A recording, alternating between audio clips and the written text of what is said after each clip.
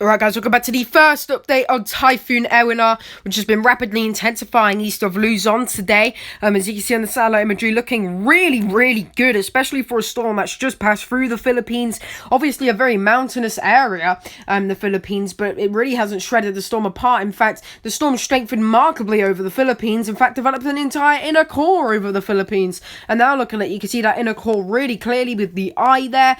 Pretty decent banding as well into the storm. It's in a very moist environment, and we're likely going to be seeing possibly a higher range category 3 from this as it moves northeast out of the way of the Philippines and potentially towards places like Japan. It won't make landfall in Japan, but it could be a surf threat for an area like Japan. Currently the storm's got maximum sustained winds of 85 miles per hour, which is 75 knots, a minimum central pressure of 982 millibars. It's moving northeast at around 12 miles per hour, and this information is provided by the JTWC ATCF forecast system, the latest update of that, which occurred about an hour ago.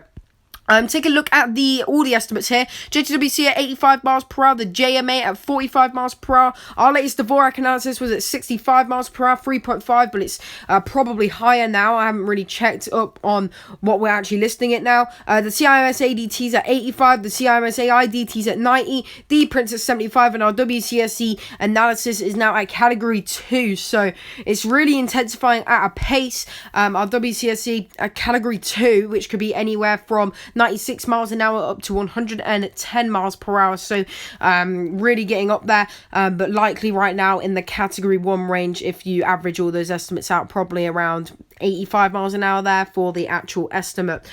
Take a look at the JTWC forecast cone. This is not the newly updated one, which should be out soon, but they had it at 55 knots, expected to reach 70 knots by 18Z, and it's already done that at 12Z, so it really could be a higher range category 3. You can see they're expecting that 100 knot peak. I'll be surprised if that goes up to 105 or 110 knots, could even go up to maybe category 4, but I doubt that, as it's going to be a very short-lived peak. You can see how fast the storm's going to be moving there out of the way of Japan, and then it's going to be out into the open East Pacific, not East Pacific, well Central Pacific, where it will turn extra tropical out there. Could become quite a strong extratropical cyclone potentially if it can materialize. Some model runs have been showing that, but probably won't become a very powerful extratropical cyclone because it's going to get sheared a lot, and you can see it goes down to 45 knots there at the end of the JWC cone. Here's he has a wind swath here. You can see maybe category 2 from them at peak. They are really underestimating the storm strength now, so they had the storm strength like now at like, I think it was like 40 knots. So if you extrapolate that and start it with an 85 knot storm, it could really come, not 85 knots, sorry, 75 knots, it could really become a category 4 if you extrapolate that. But you can see it moves up very quickly. The wind field actually expands as that continues.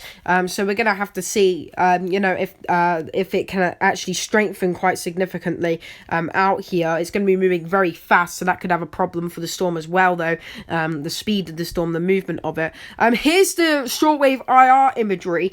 This is really good for the storm. This is like looking textbook major hurricane almost. If the cloud tops were taller, this would be almost a major hurricane.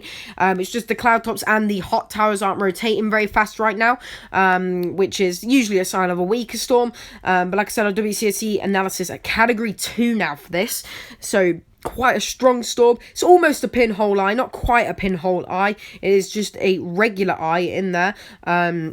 Pinhole eyes are typically really tiny, but it is barely a regular eye. And you can see east of Luzon there, and it's going to continue moving northeastwards up towards the open western Pacific. Here's the water vapor side of things. You can see really moist environment, maybe a bit of dry air actually in training through the Philippines there. You can see maybe a slight dry air thing coming in there. I don't think that's going to do much though, because convection is already starting to fire back up there. So I doubt that's going to do much. But it should intensify, moving northeastwards out of the way of the Philippines and potentially become a major typhoon as it continues to move outwards. Anyway, thanks for watching this update on Typhoon Ewiniar. I hope you enjoyed. I'll see you in the next update. Peace out.